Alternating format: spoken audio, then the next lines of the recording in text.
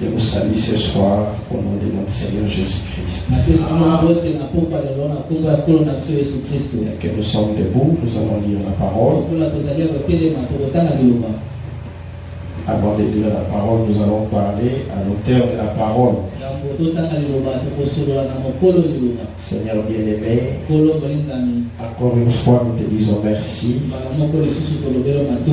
Pour nous, c'est un grand privilège de se retrouver dans ta maison pour manger le pain de vie qui est descendu du ciel. Alors bénis-nous ce soir, pardonne nos fautes, nos iniquités, et regarde-nous au travers ton sang versé. Nous sommes venus pour que tu nous parles, pas pour que l'homme nous parle, pour que toi tu nous parles, parce que quand toi tu parles, il y a la vie et de bonnes choses arrivent. Alors vivifie ta parole alors qu'elle sera lue, que le Saint-Esprit puisse la vivifier dans nos cœurs. Nous nous abandonnons à toi aujourd'hui et pour toujours au nom de Jésus-Christ. Amen. Après avoir autrefois à plusieurs reprises et de plusieurs manières parler à nos pères par les prophètes, Dieu dans ces derniers temps nous a parlé par le Fils qu'il a établi héritier de toutes choses, par lesquelles il a aussi créé le monde, et qui étant le reflet de sa gloire et l'empreinte de sa personne, soutenant toutes choses par sa parole puissante, a fait la purification de péché et s'est assis à la droite de la majesté divine dans le lieu très haut, devenu d'autant supérieur aux anges qu'il a hérité d'un nom plus excellent que le leur. Amen. Vous pouvez vous asseoir. Que le Seigneur bénisse sa parole.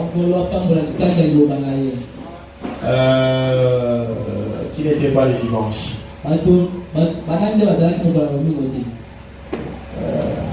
Ok. Bon.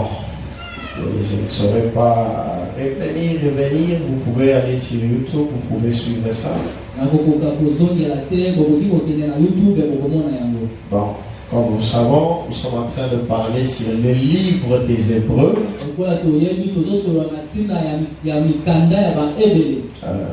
Et ça a été écrit par l'apôtre Paul. C'est lui l'écrivain de ces livres. Et il écrivait pendant qu'il était en prison. Et le dimanche passé, nous avons répondu à l'une des questions qui a été posée ici. Dans Hébreux chapitre 1, paragraphe 87. Frère Branham a dit alors d'après vous, donc un prophète ça serait quoi? Donc est-ce qu'on pourrait avoir un prophète à notre époque? Qu'est-ce qu'un prophète? Et par la grâce de Dieu, nous avons essayé de montrer avec le prophète et la Bible, c'est qu'un prophète.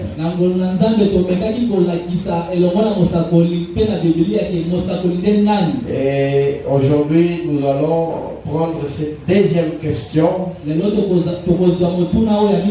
qui dit que donc, est-ce qu'on pourrait avoir un prophète à notre époque? Absolument. Frère Branham lui répond absolument. Est-ce qu'il pourrait parler par nous? Ce prophète-là, il pourrait parler par nous. Il dit bien si. Mais celui qui, point. Le prophète d'autrefois, c'était l'esprit de Jésus-Christ. C'était l'esprit de Jésus-Christ en eux qui le faisait prophétiser, qui le faisait agir. Donc nous pouvons avoir un prophète dans notre temps. Et remarquez que la Bible dit, après avoir autrefois et à plusieurs reprises et de plusieurs manières parler à nos pères par le prophète. Dieu parlait à leur père par le prophète. Le prophète était la bouche de Dieu. Ils exprimaient ce que Dieu voulait. Et comme nous l'avons dit le dimanche, c'est par exemple Esaïe. Il s'est tenu là et il a dit, une vierge concevra et enfantera un fils. Et les hommes de science de cette époque,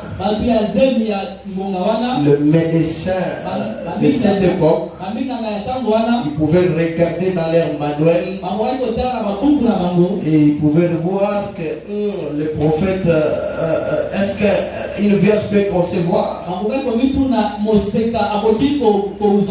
Selon nos livres ici, ce n'est pas faisable. C'est impossible. Pour avoir un fils, il faut qu'il y ait un homme et une femme qui s'accouplent. Mais comment est-ce que la Vierge va concevoir? Ça c'est impossible. Selon leur science, c'était impossible. Mais selon le créateur de la science, qui était Dieu lui-même, comme il avait prononcé sa parole ne devait pas rester une lettre morte. Il devait rendre cela clair. Et c'est comme ça que le frère Branham dit, la façon pour Dieu d'interpréter sa parole, c'est à l'accomplissant.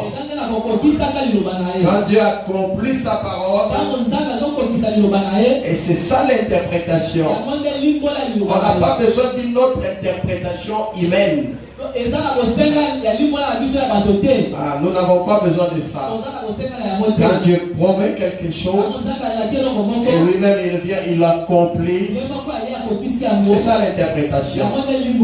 Alors frère Madame DC, il est maintenant éclaircissons cela. Parce que je crois que cela ne pénètre pas bien. Et dire, il dit bon, là c'est comme les codes du dimanche. Alors nous voulons que ça soit bien clair. Voyez? J'aimerais dire ceci. Au Branham Tabernacle, ils avaient ce qu'on appelle une classe d'adultes où ils avaient une école de dimanche. On enseignait. Soit c'était le frère Neville qui le faisait, ou soit frère Branham lui-même. C'était différent d'une prédication. C'est comme ça que frère Branham me dit ici que c'est comme l'école du dimanche. Alors nous voulons que ça soit bien clair. Vous voyez, est-ce qu'on peut avoir un prophète dans notre temps? Parce qu'il est écrit ici clairement qu'autrefois Dieu a parlé à nos pères par le prophète. Mais dans ces derniers temps, nous a parlé par le Fils. Et c'est clair que le Fils c'est Jésus-Christ. Et que dans ces derniers temps, Dieu nous a parlé par le Fils qui est Jésus-Christ. Et d'autres comprennent que après Jésus-Christ, Dieu n'enverra plus de prophètes.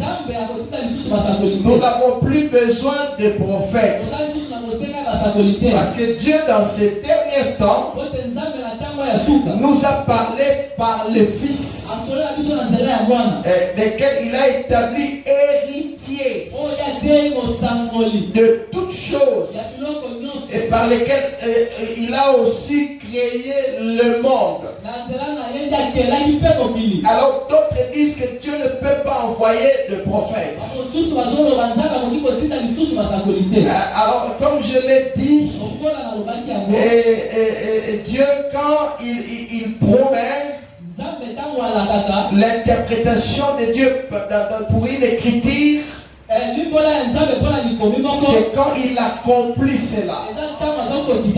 Alors que Dieu, lui, il avait promis, et qu'après le Fils qui est Christ lui-même, qui est Jésus-Christ, il a promis lui-même qu'il enverrait de prophètes. Parce que après ça, le frère Branham n'est pas le dernier, le seul prophète. Paul aussi était un prophète messager. Si vous regardez parmi les 7 messagers que Dieu a envoyés pour l'église des nations, vous verrez qu'il y a que parmi ces messagers, il n'y a que 2 prophètes.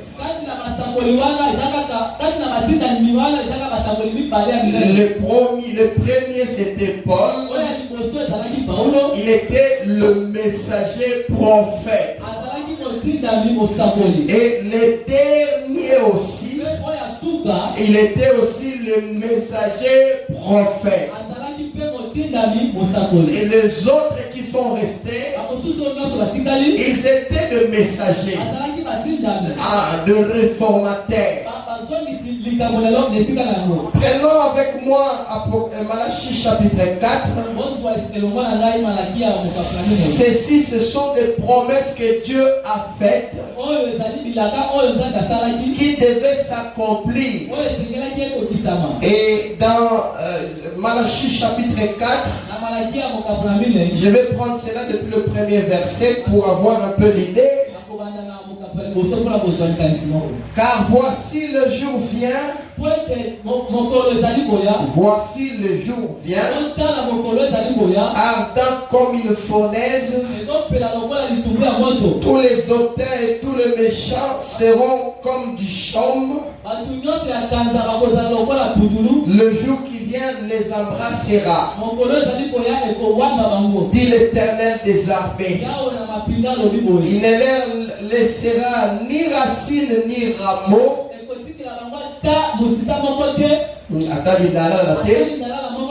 Mais pour vous qui craignez mon nom, s'élèvera le soleil de la justice.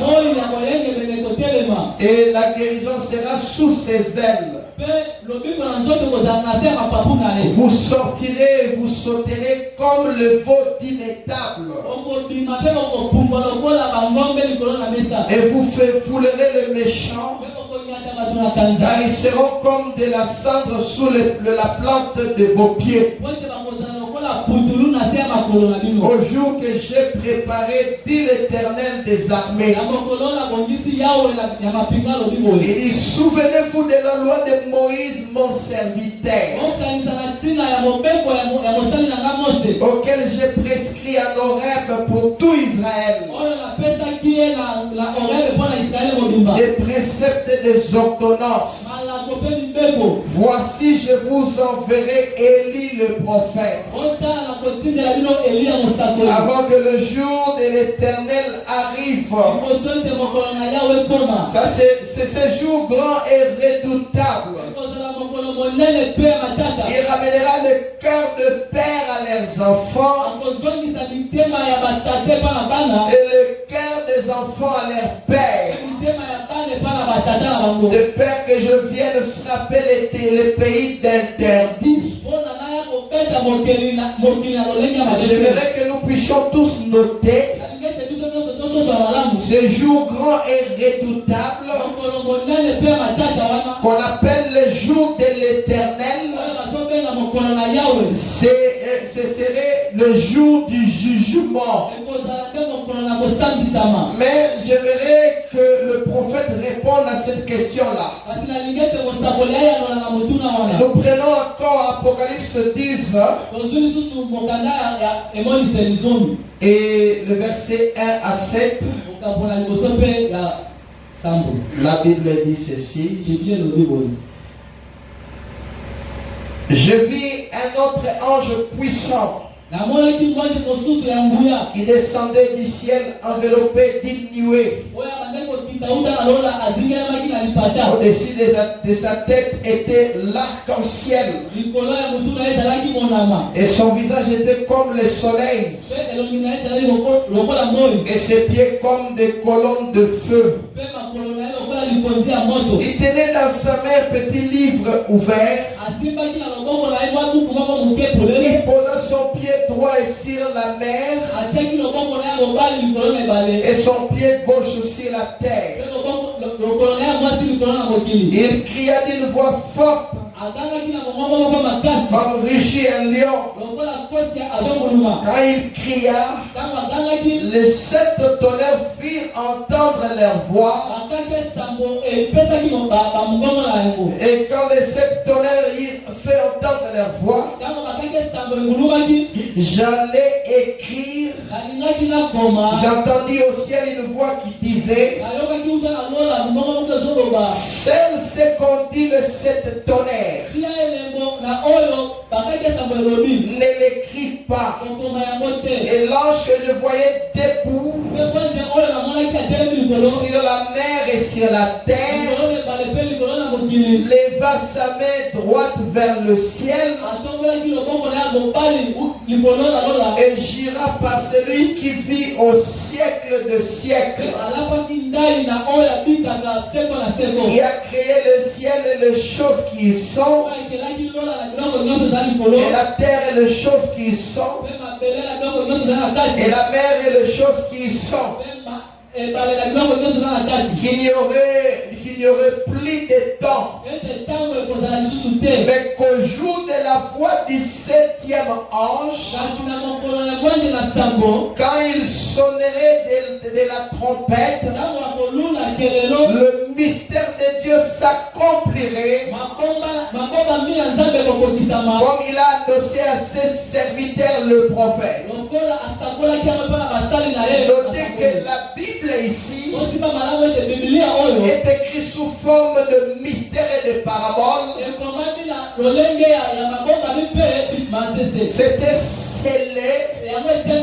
Il a fallu un prophète selon les critiques que nous venons de lire.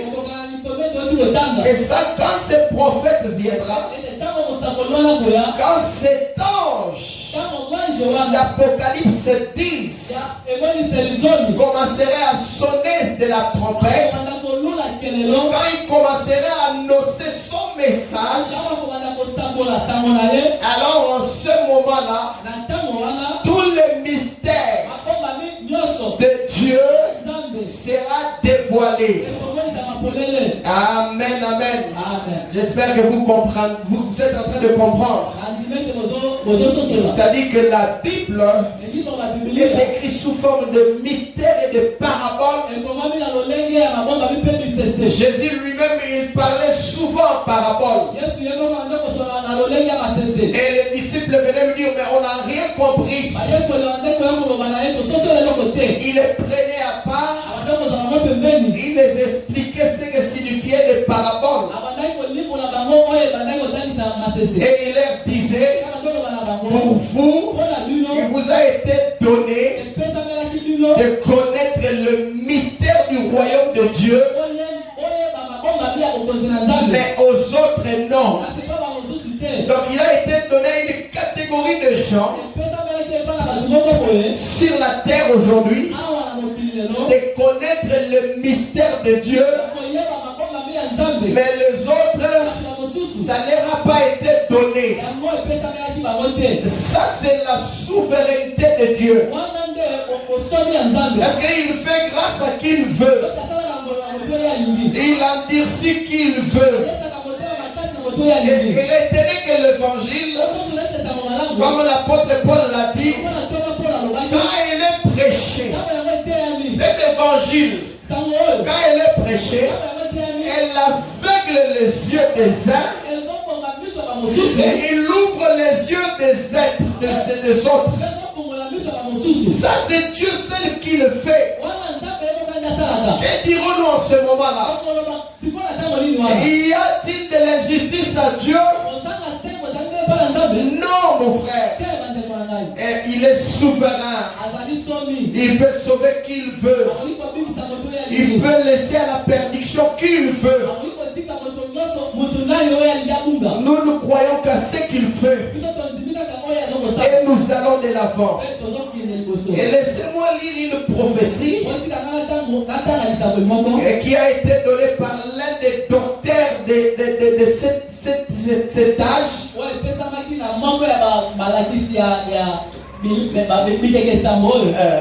L'un des docteurs, Olakis. Un des prédicateurs, l'un des plus grands prédicateurs, qu'on appelle Charles Price. Cette prophétie a été donnée en 1916. Avant même que, après que le prophète était déjà né.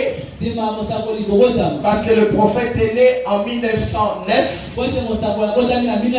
Et déjà Charles Price était en train de prêcher.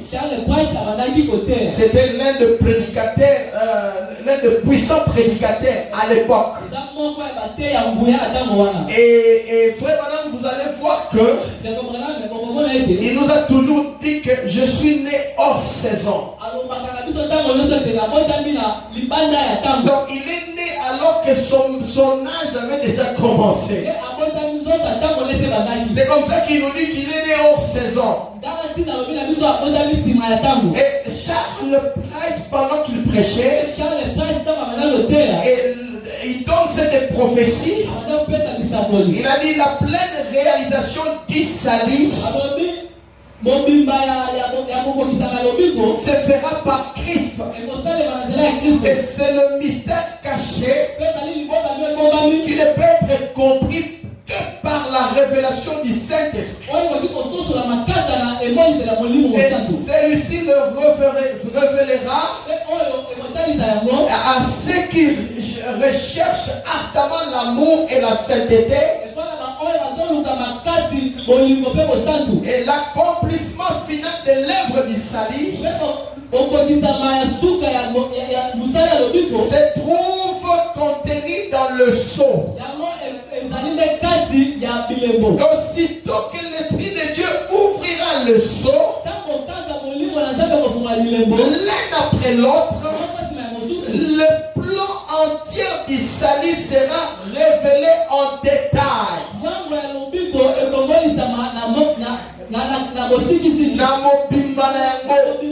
Et dans l'ouverture du mystère du salut, en Christ se déploie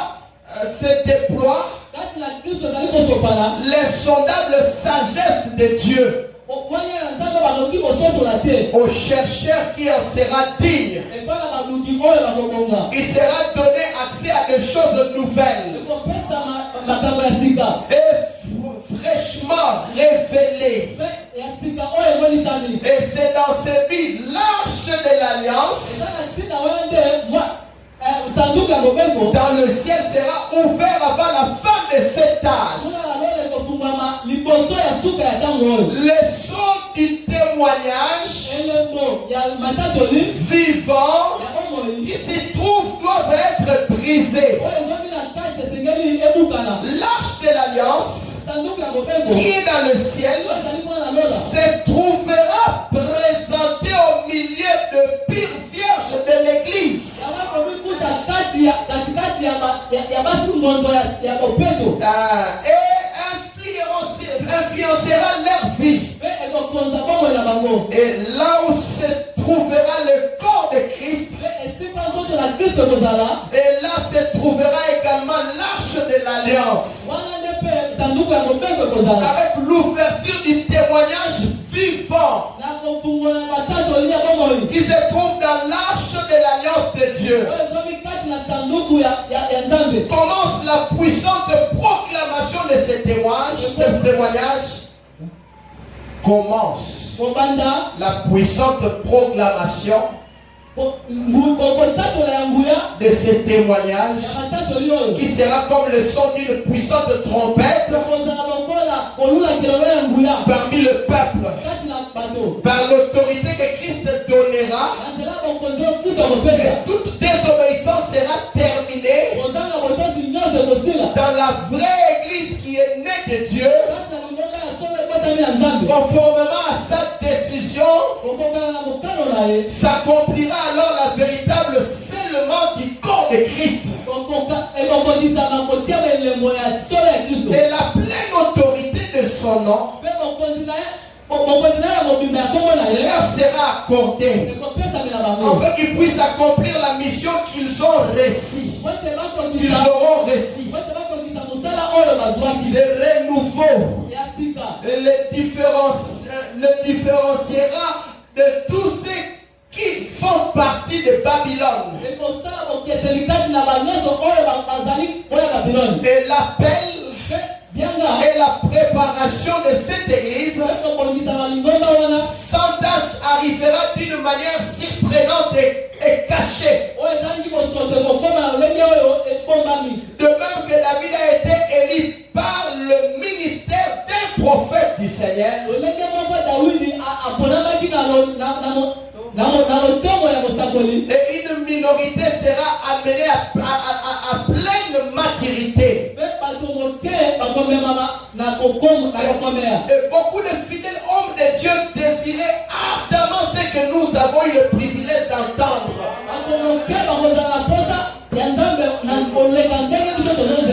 Beaucoup de fidèles hommes de Dieu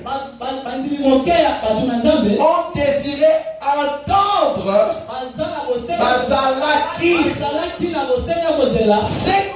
d'entendre ce que nous avons eu le privilège d'entendre par l'ouverture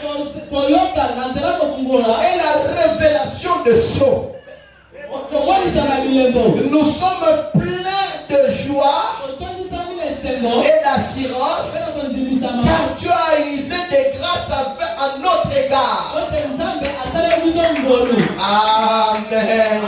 Nous sommes pleins de joie et pleins d'assurance car Dieu a usé des grâces à notre égard. Beaucoup de fidèles hommes de Dieu,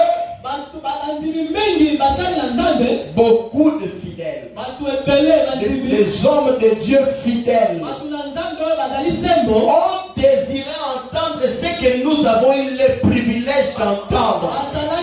Amen. Daniel avait désiré voir ce jour. Mais il lui a été dit, Daniel, scelle le livre. Il y aura un peuple au temps de la fin.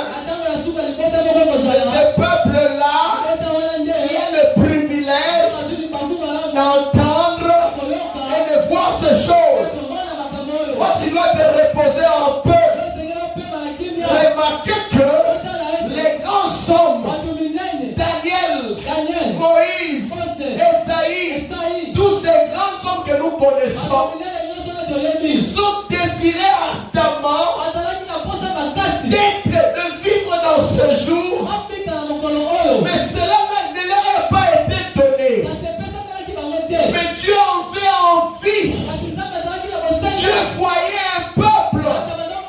Et ce peuple-là, c'est toi et moi ce soir qui ont eu le privilège d'entendre et de voir l'ouverture de cette sceaux. Amen, amen. C'est que nous devons être en haut.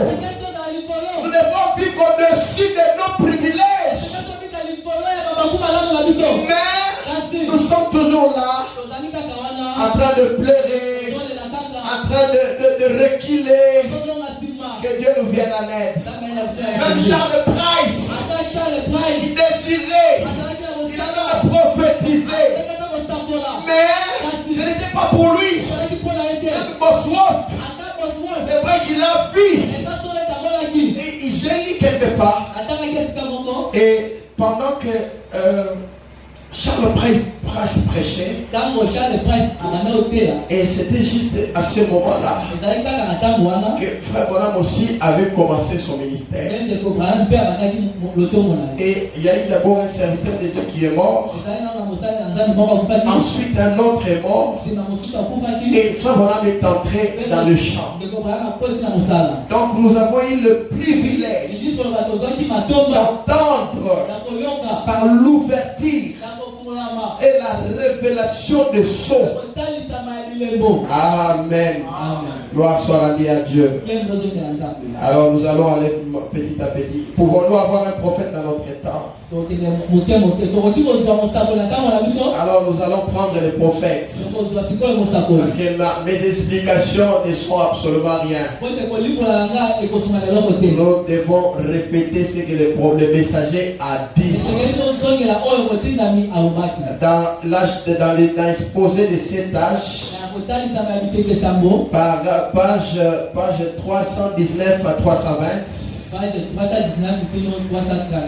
320. Frère Branham dit ceci. Nous voyons donc venir un messager du 7e âge. Et c'est un prophète. Et non seulement nous voyons la venue de ce messager dans Apocalypse 10, 7.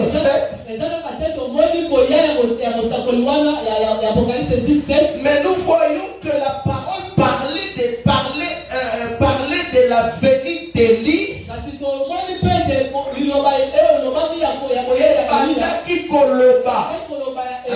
De la venue d'Élie avant le retour de Jésus.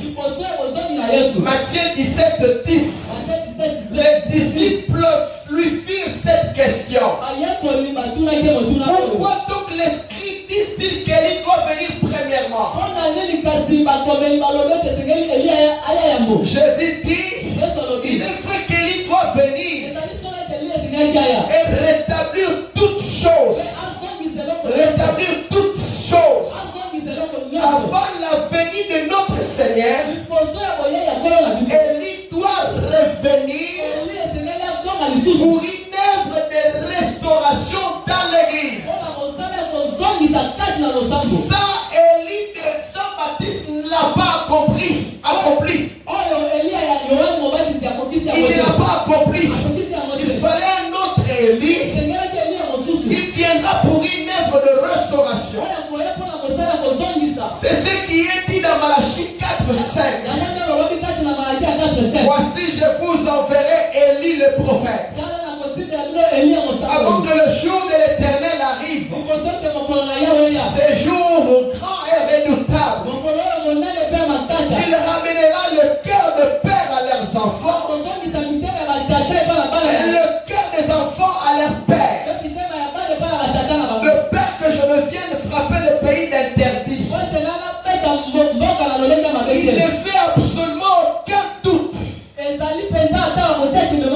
qu'Élie doit revenir avant la venue de Jésus.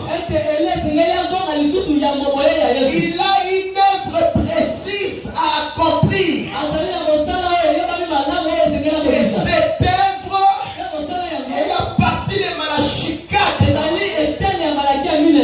6, qui dit qu'il ramènera le cœur des enfants vers le Père. Et ce qui nous fait savoir que cette œuvre précise est celle qu'il doit accomplir en ce temps, ce qu'il a déjà accompli à la première partie qui dit et qui dit qu'il ramènera les cœurs de père à leurs enfants. La première partie dans cette écriture-là de Malachie 4 qui disait qu'il ramènera le cœur de père aux enfants. Ça, c'est Jean-Baptiste qui l'a accompli. Il a accompli la partie qui a dit qu'il ramènera le cœur de père aux enfants. Parce que quand l'ange est allé voir Zacharie, Dieu est intelligent et Dieu n'échoue jamais. Vous allez remarquer que l'ange a répété à Zacharie la partie de Malachie 4 qui dit que il ramènera le cœur de père aux enfants. Et vous allez voir virgule.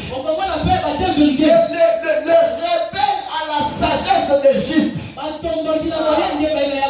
que Dieu savait que l'autre partie là, ça ce n'est pas l'affaire de Jean-Baptiste.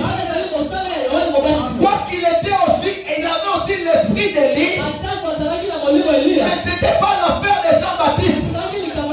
Il devait y avoir un autre Élie. Parce que ramener les cœurs des enfants au Père, cela signifie ramener les enfants à la foi apostolique.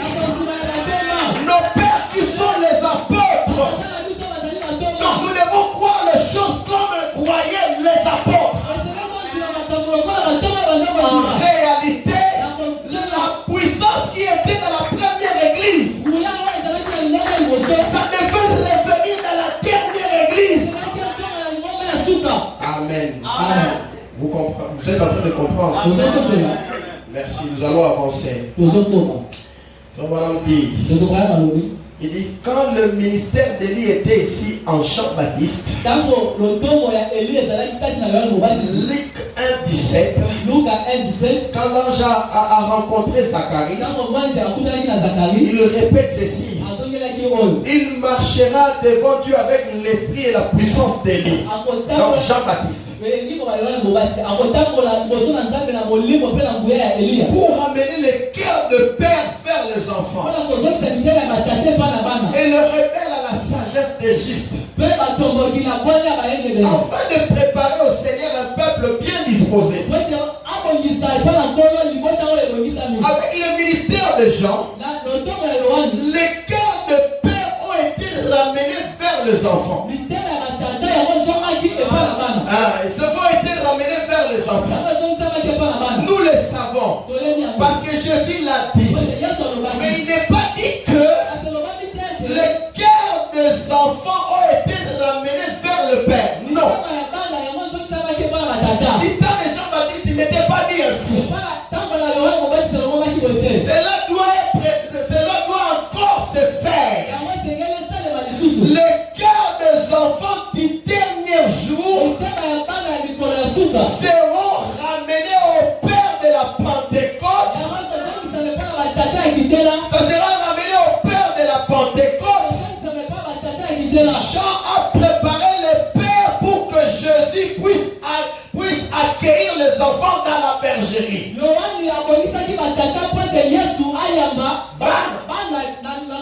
À présent, ces prophètes sur qui descendra l'esprit d'Élie préparera les enfants à accueillir à nouveau Jésus. Et puisque ces messagers prophètes, l'Apocalypse 17 sera le même que celui de Malachie 4, 5 à 6. 5 à 6. Il sera le même. C'est pourquoi on a lu des Écritures dans Malachie 4, 5 à 6. Et puis Apocalypse 17. Frère Branham dit, c'est des Écritures, c'est des promesses. Il y aura une seule personne qui va accomplir ces deux promesses. C'est pourquoi il dit, puisque ces messagers prophètes d'Apocalypse 17 sera le même que celui de Malachie 4, 5, 6. Il sera naturellement semblable à Élie et à Jean. C'est des hommes, c'est-à-dire Élie et Jean, c'est des hommes, c'est tenus à l'écart des écoles religieuses reconnues de leur époque. Et tous les deux aimaient les endroits sauvages. C'est pourquoi il ne faut pas faire l'imitation. Chacun de nous naît avec quelque chose dans son cœur. Élie ne forçait pas pour aimer les endroits sauvages. Abraham, il ne forçait pas pour aimer les endroits sauvages. C'est quelque chose qui était en lui là. D'ailleurs, si on regarde bien, l'une de ses grands-mères ou grands-pères était un Indien. Frère, Dieu sait faire les choses. Amen. Vous savez que Frère Branham avait beaucoup de cheveux. Dieu regarde, il y a Élie ne doit pas être comme ça avec beaucoup de cheveux. Il était chaud. Alors Frère Branham parlerait, je ne sais pas, il est allé chez le coiffeur. Les coiffeurs conduits par Dieu. Il met un certain produit dans la tête de Frère Branham. Ça brûlait les cheveux de Frère Branham. Et voilà, il y a la calvitie. Dieu dit, ah voilà. Il ressemble maintenant à Élie. Il ne forçait pas d'aimer les endroits sauvages. Ne forcez rien dans ce monde. Soyez égal à vous-même. Je ne peux pas être là pour dire, je vais être comme Frère Branham, je vais aller dans la forêt. Non! Non, monsieur, plus c'était en lui. Et c'est là que Dieu les rencontrait souvent, là-bas. Amen. Tous les deux aimaient les endroits sauvages.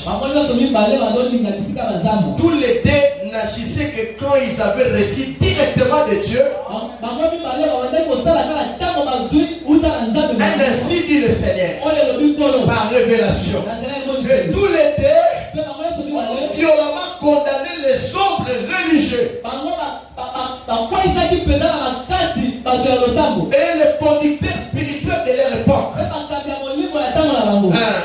Les conducteurs spirituels de leur époque. Non seulement cela, mais ils ont aussi violemment condamné tous ceux qui étaient corrompus et qui pouvaient en corrompre d'autres. Et remarquez, ils ont tous les deux prophétisé contre les femmes immorales. Et leur comportement. Élie a crié contre Jézabel. Et Jean-Baptiste a réprimandé Hérodias, la femme de Philippe. Il a réprimandé. Il n'avait pas peur. crie à Dieu, il n'a pas peur. Il a dit, oh Hérode, tu as mal fait de prendre la femme de ton frère pendant qu'il est vivant. Et personne ne pouvait l'arrêter. Parce que son temps n'était pas encore arrivé. Mais quand le temps des gens était arrivé de partir, le marqué qu'on l'a arrêté. Mais pendant tout ce temps-là, il était en train de crier contre le roi, contre Hérodias. Personne ne pouvait l'arrêter. Amen. Amen. Alors il criait contre. Élie a crié contre Jézabel. Et vous comprenez qui était Jézabel. Jean-Baptiste a réprimandé Hérodias, la femme de Philippe. Parce qu'Hérode avait pris la femme de son frère pendant que son frère était encore vivant. Ce qui était interdit selon la loi de Dieu. Alors Jean-Baptiste était là chaque fois à le réprimander. Et nous voyons le même esprit quand c'est venu dans William Branham. Branham condamnait souvent le président Kennedy et sa femme, disant que c'était sa femme qui conduisait, ce n'était pas Kennedy. Kennedy était un président comme une femmelette qui laissait sa femme le conduire. Et la femme avait pris le contrôle. Mais bien aimé, quand la femme prend le contrôle dans les histoires de l'église, il prend encore le contrôle dans les histoires du gouvernement. C'est trop dangereux. Je vous dis la vérité. Une femme qui domine, c'est une malédiction. Frère Branham disait pourquoi on leur a donné le droit de vote. Ils ont donné le droit de vote aux femmes. Ils sont allés élire un homme comme Akab. C'est pourquoi veillez dans vos familles, vos foyers, mes bien-aimés. Les hommes mariés qui est ici, veillez. Parce qu'il y a un esprit dans les femmes. Depuis qu'ils avaient perdu la position égale avec Adam dans les jardins d'Éden, alors il y a un esprit qui les pousse pour qu'ils puissent être égaux ou égales à l'homme. Mais quand simplement ils arrivent à cette position-là, c'est l'impression qu'ils ne sont pas satisfaits. Là, elle veut dominer l'homme. Il faut des hommes qui restent à leur place, qui ne laissent pas une femme la dominer.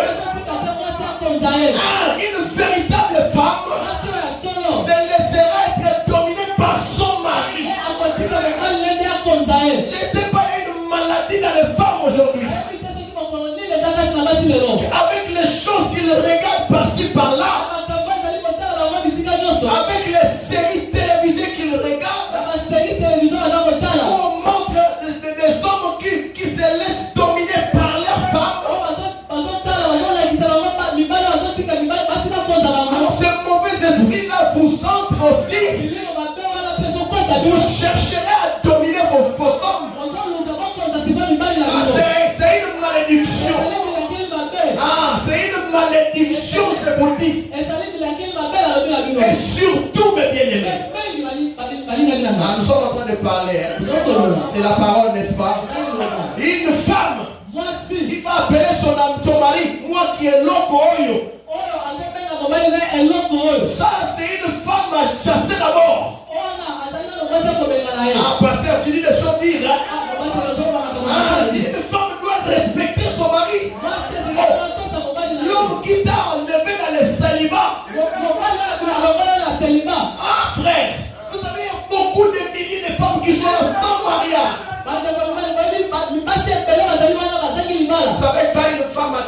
25 ans, elle commence à voir que mon espoir de mariage est fini. Alors elle se laisse n'importe comment. Alors quand un homme vient, il jette ses yeux sur toi, c'est une grâce que tu as obtenue. Alors quand tu obtiens la grâce, et l'homme te marie, il fait sortir son argent qu'il a eu difficilement là-bas à Kibali. Difficilement, je ne sais moi où là-bas, la nuit là, alors qu'on a ma ligne, la Unisec. Et il te marie, et tu ne veux pas respecter un tel homme. Ça c'est le bouloti. C'est le bouloti. Peut-être que ce sont des démons de votre famille. Ils ont vu que comment ils étaient mariés. Ils envoient des mauvais esprits à la maison pour que tu puisses manquer du respect à ton mari. L'homme reste toujours chef. Une véritable femme doit se soumettre à son mari. Tu n'as pas une vision où tu dois amener à l'homme. Non. Tu amènes à l'homme la vision. Moi ça doit être comme ça. Moi ça doit être comme ça. Non, non. Là il faut te soumettre. Tu dois te soumettre. La Bible dit, vous soyez soumises à vos maris en toutes choses. Si ton mari a dit aujourd'hui, lève tes mains comme ça.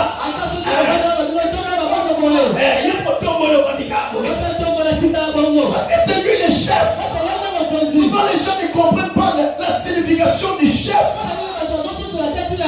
Ma soeur, ça c'est un conseil.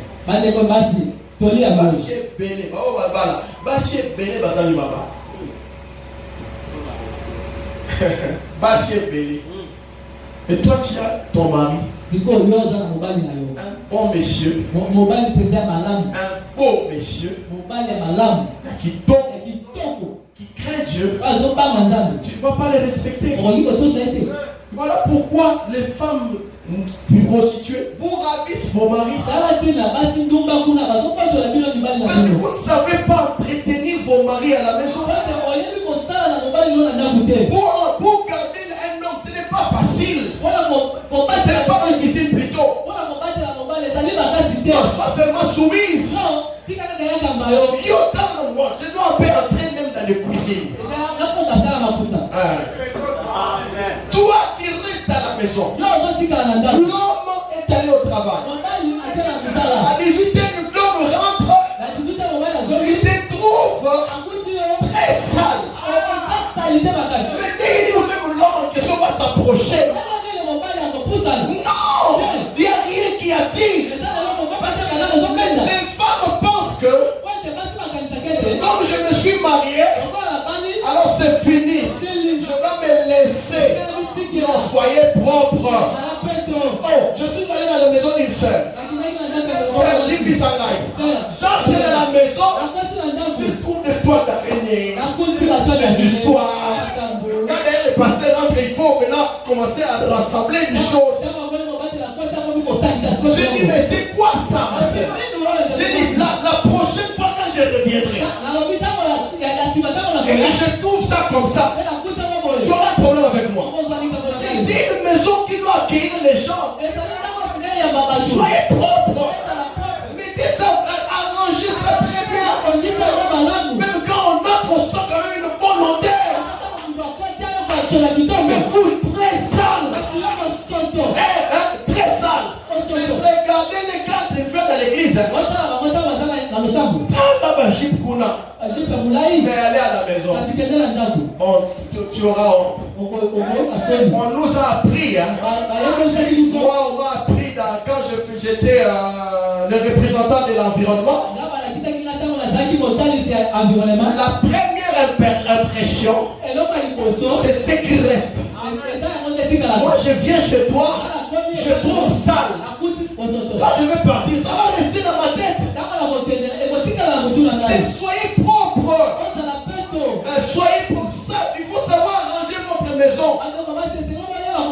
Quand l'homme rentre, il trouve qu'il y a quand même un bon parfum. Chaque chose à sa place. Ça fait du bien. Ne vivez pas comme dans une porcherie. Non. Écoutez, Dieu aime la propriété. Faut pas être sale. C'est pas parce qu'on a écrit le message qu'on va être sale. Soyez propre. Surtout si tu as des filles, donnez-leur des tâches. Nous, quand on grandissait là, moi ici, j'étais en train de torchonner la maison, de nettoyer les assiettes.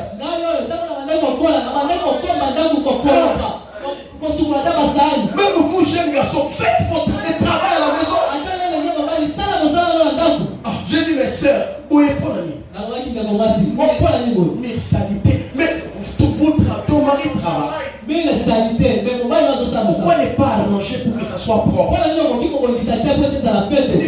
Les jeunes filles que tu as là, c'est l'exemple qu'ils vont tirer de toi. Quand ils vont se marier, la honte là sera sur toi. Pourquoi tu ne peux pas mettre de l'ordre dans votre maison? Mettez de l'ordre, soyez propres. C'est une honte, mes frères.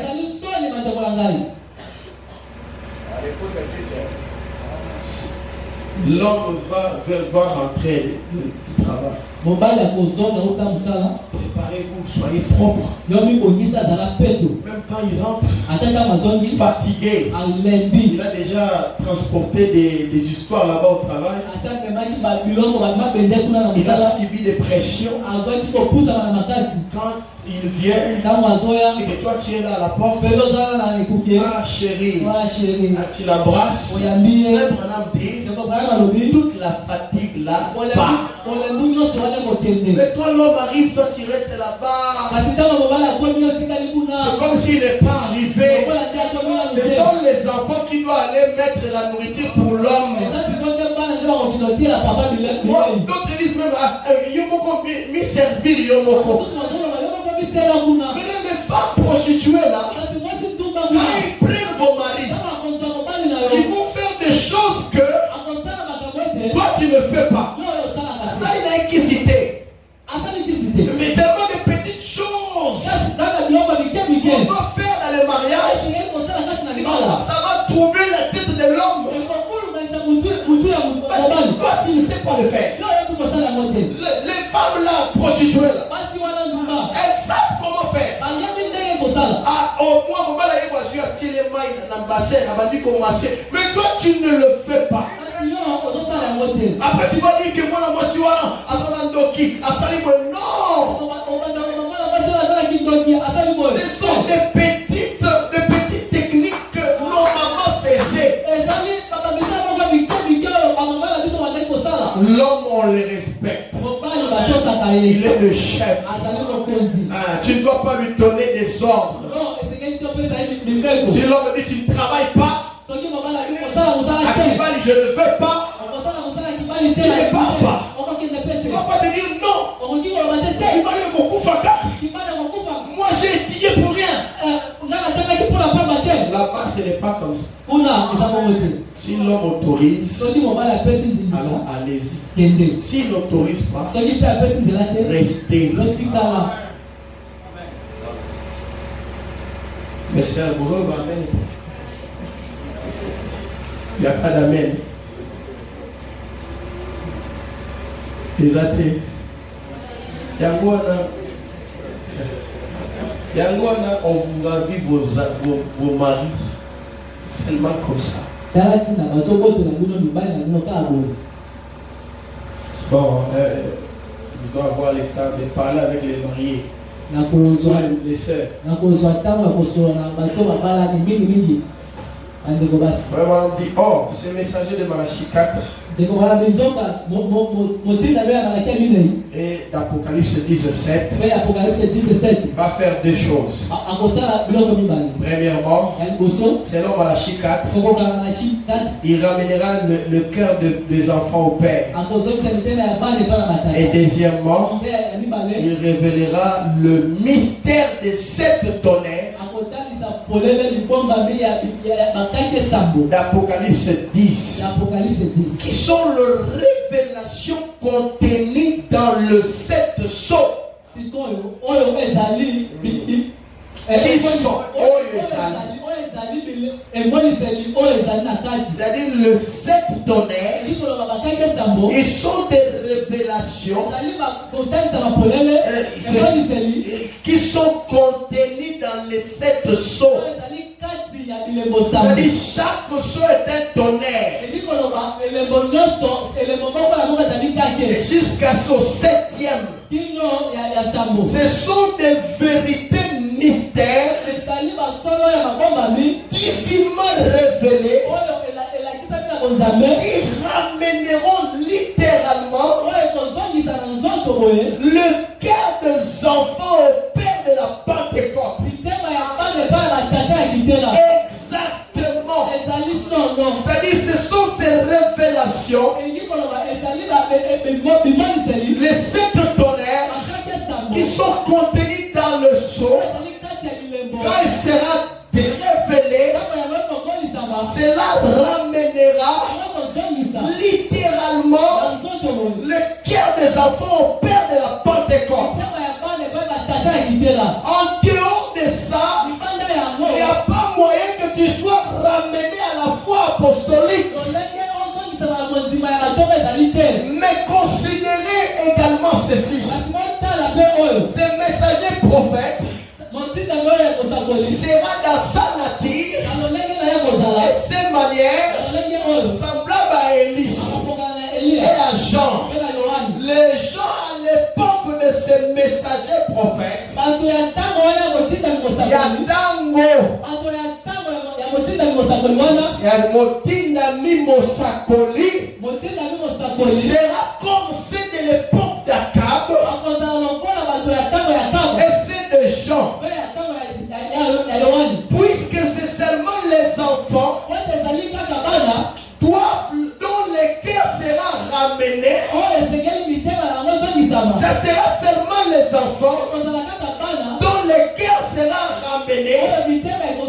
C'est seulement les enfants qui écouteront.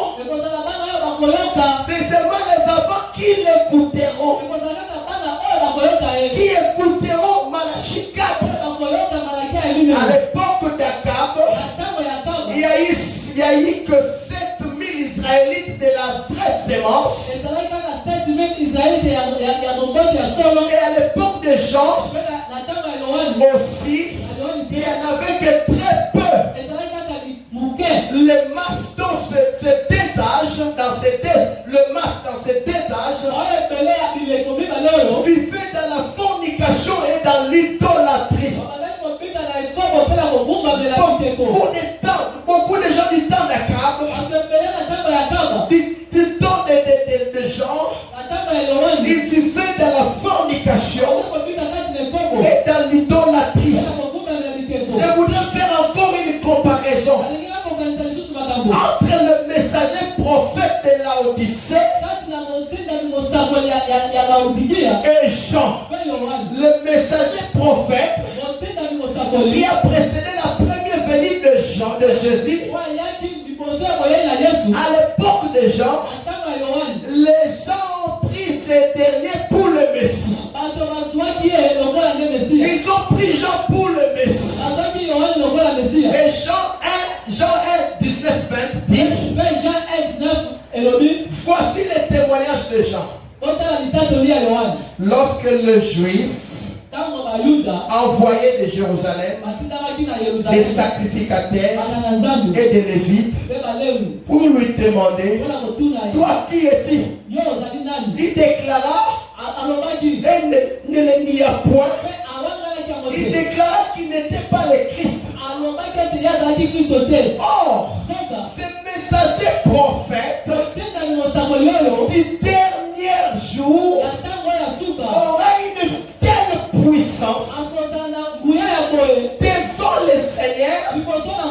qu'il y en aura qui les prendront pour le Seigneur Jésus. Et Kozala na bato.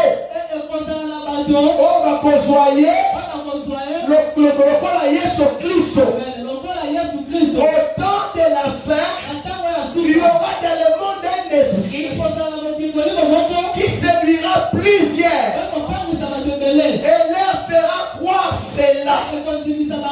Il leur fera croire que Frère Branham est le Messie, ou il est le Seigneur Jésus-Christ. Non, il n'est pas le Seigneur Jésus-Christ. Non, monsieur. C'est pourquoi lui-même a dit, Jésus est l'océan tout entier. Moi, je suis qu'un cuillerée d'eau tiré de l'océan. Vous voyez la quantité qui est ici dans cette cuillère ne peut pas être comparée à l'océan. Mais il nous ajoute, il dit, souvenez-vous, le même composant chimique qui est dans cette cuillère d'eau, c'est le même composant chimique qui se trouve aussi dans l'océan. La même puissance qui est dans l'église aujourd'hui, c'est la même puissance qui était en Jésus. C'est pourquoi la Bible dit, tout ce que Dieu était, il a déversé en Christ. Et tout ce que Christ était, il a déversé dans l'église.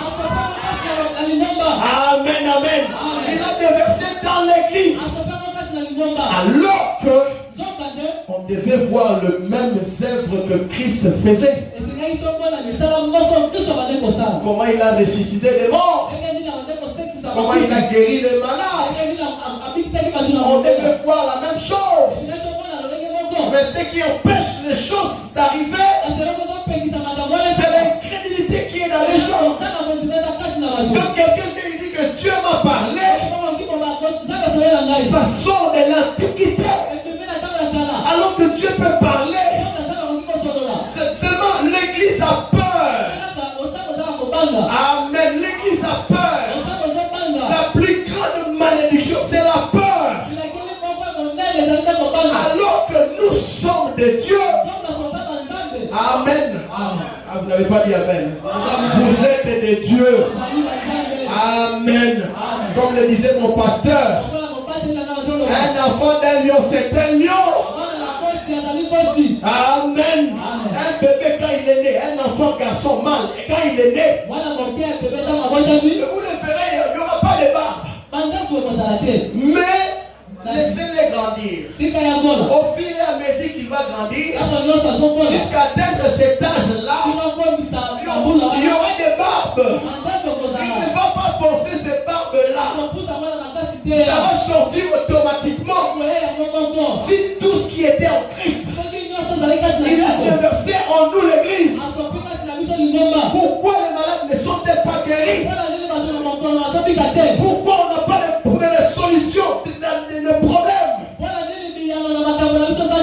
C'est l'incrédulité. Plein d'incrédulité. Dieu n'agira pas là où il y a l'incrédulité. Je vous dis la vérité. Dieu ne peut agir que là où il y a la foi. Là où il y a la foi, Dieu se sent libre d'agir. Il se sent libre d'agir. Oh, ce messager prophète du dernier jour aura une telle puissance devant le Seigneur. Il y aura qui le prendront pour le Seigneur Jésus. Et au temps de la fin, il y aura dans le monde un esprit qui séduira plusieurs. Leur fera croire cela. Matthieu 24, 23, 26. Car il s'élèvera de faux Christ et de faux prophètes. Ils feront des grands prodiges et des miracles au point de séduire, s'il était possible, Même les élites. Voici, je voulais annoncer d'avance.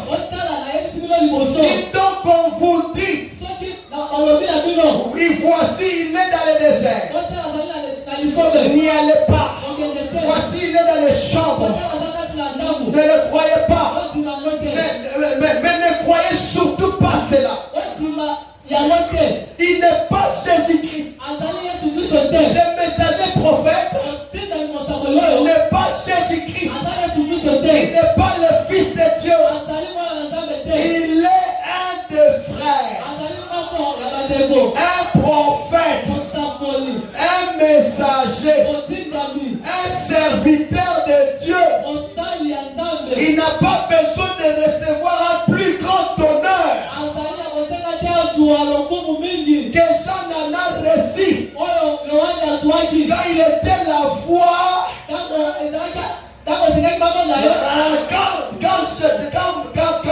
Jean était la voix. Oh, je reprends. Il n'a pas besoin de recevoir un plus grand honneur que Jean en a reçu quand il était la voix.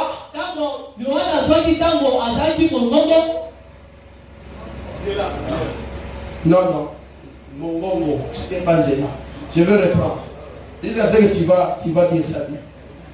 Il n'a pas besoin de recevoir un plus grand honneur que Jean n'en a reçu quand il était la voix qui criait. Je ne suis pas le Christ, mais il vient après moi. Avant de conclure cette section,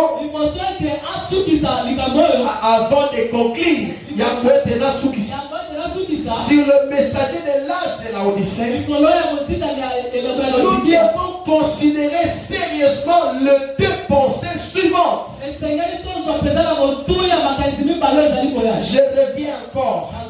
Malgré tout ce que Dieu fait avec William Branham, malgré le pouvoir de l'infaillibilité qu'il avait,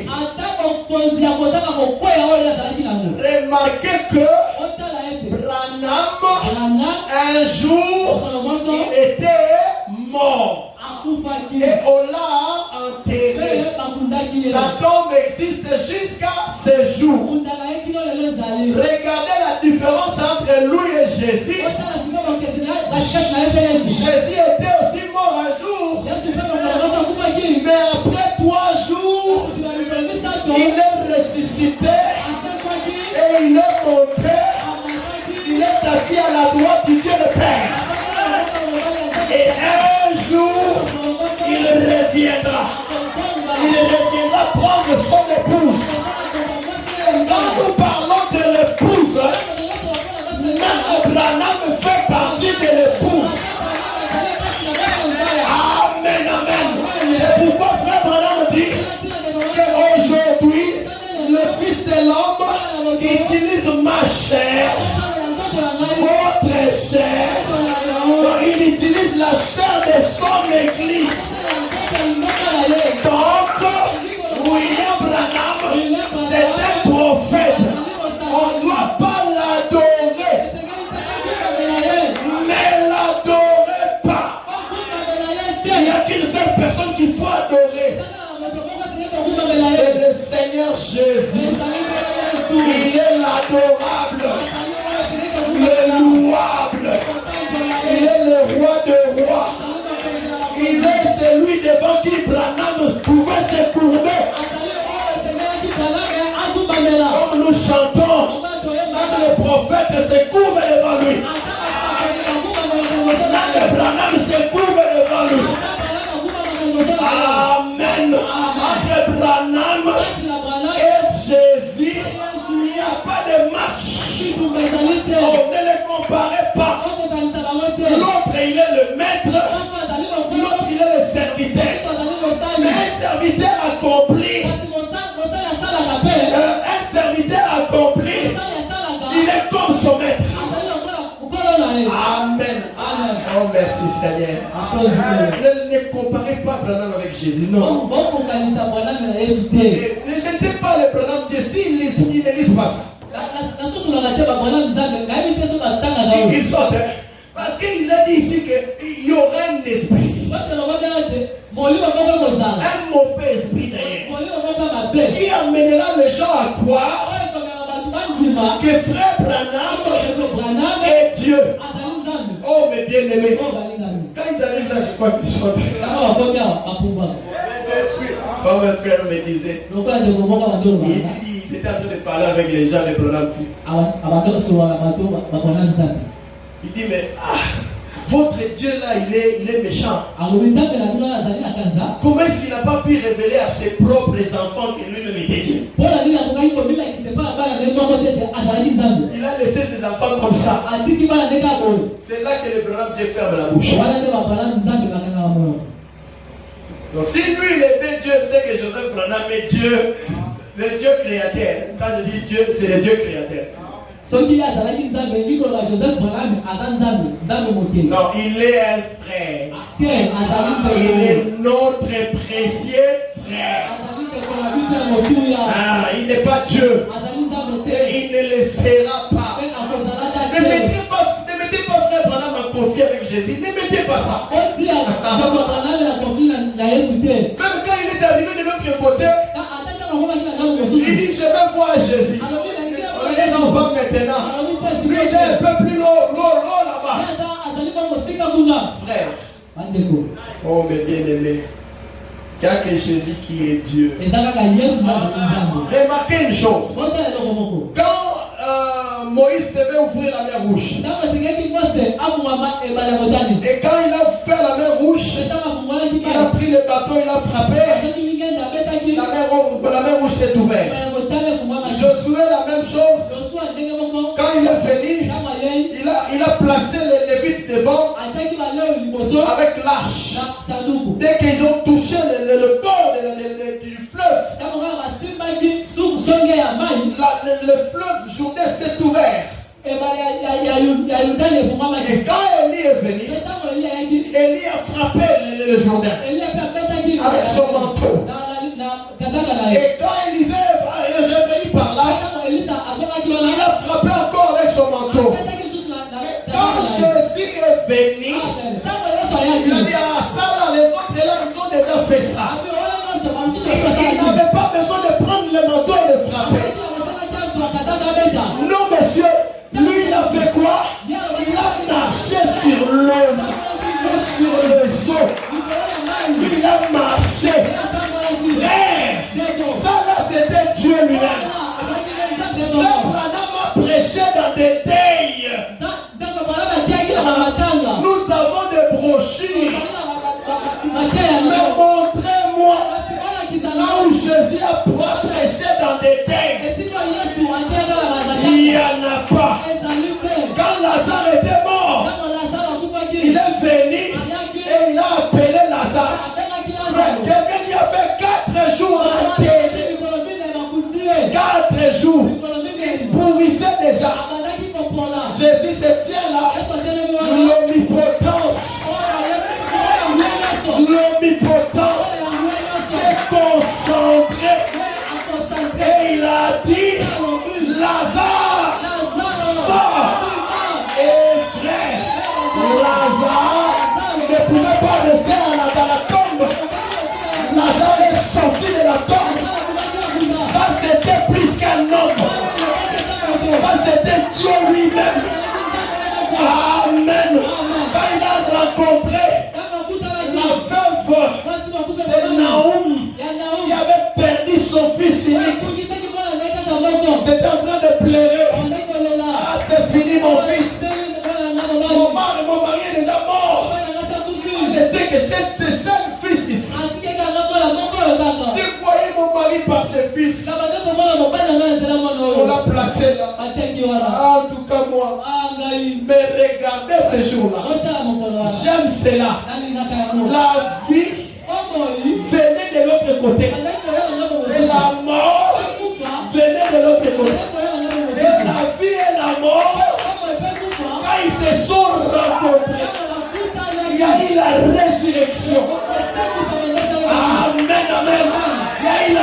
résurrection. Et je prie ce soir, tout ce qui était mort en toi, et la vie qui est Jésus-Christ, vienne à ta rencontre. Et enfin qu'un miracle se produise. Alléluia. Que quelque chose arrive. Amen. Et nous sommes des gentils. Nous ne sommes pas comme Jaïris. Vous savez, Jaïris est allé appeler Jésus. Il dit, ma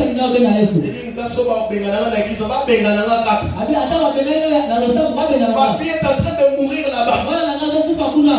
Si on doit me chasser qu'on me chasse. Si on doit me ravir ma chair qu'on me ravisse.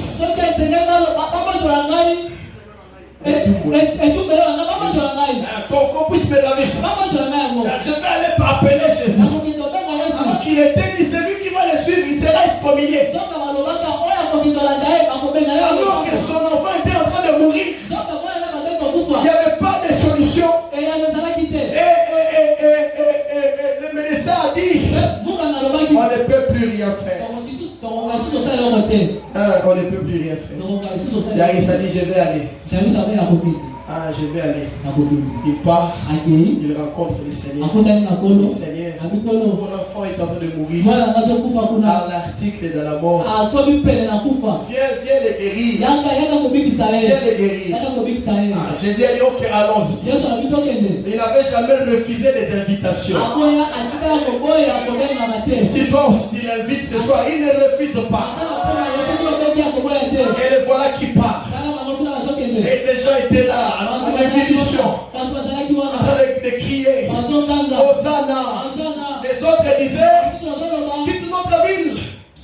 Quitte notre ville. Nous ne voulons pas de toi. Tu es en train de démolir nos églises. Il y avait toutes sortes de cris.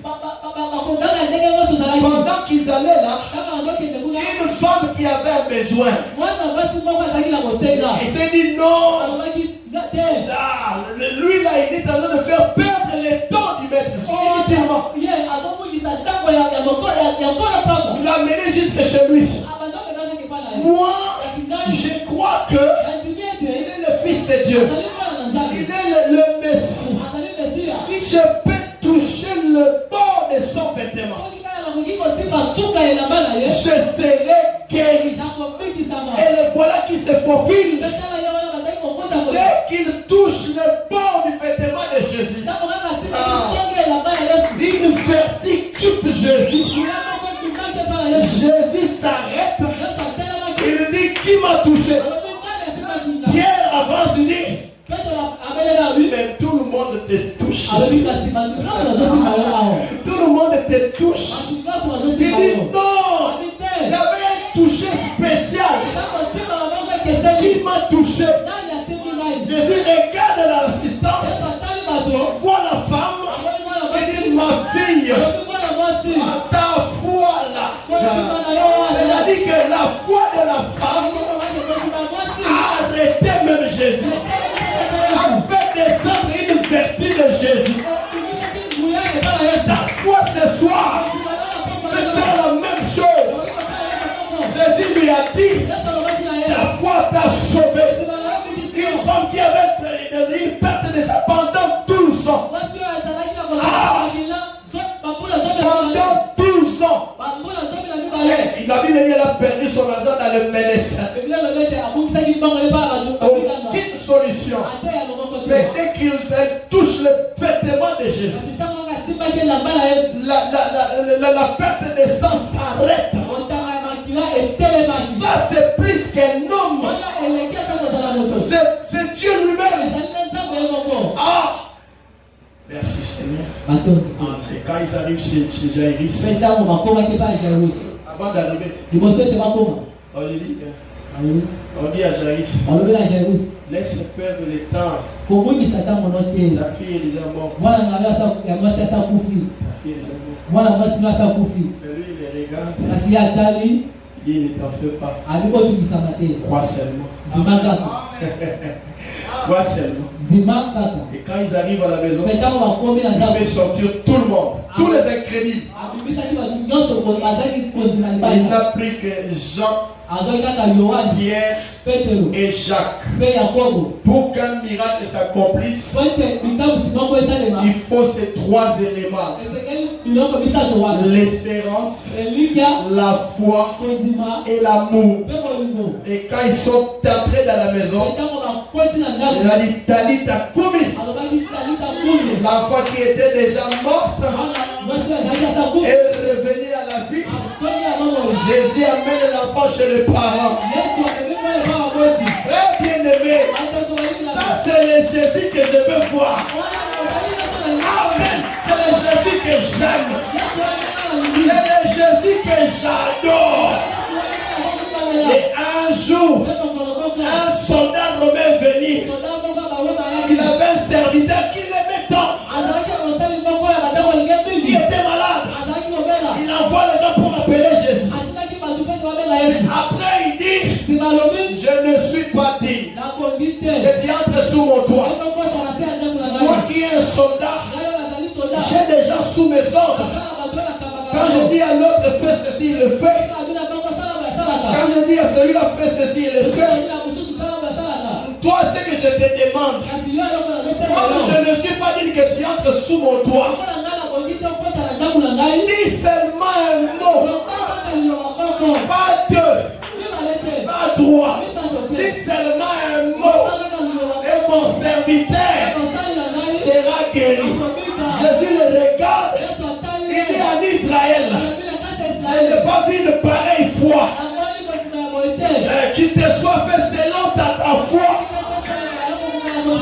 Et l'homme est rentré. Son serviteur là-bas était déjà guéri à l'heure où Jésus avait parlé. Mais quelqu'un dit à Jésus, dis seulement un mot. Et mon problème aura la solution. Dis seulement un mot. Les choses vont changer. Amen, amen.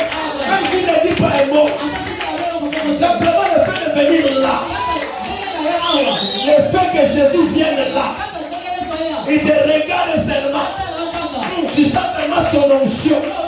Et bien aimé, écoutez, il y aura déjà la solution. Sa présence même, c'est déjà la solution.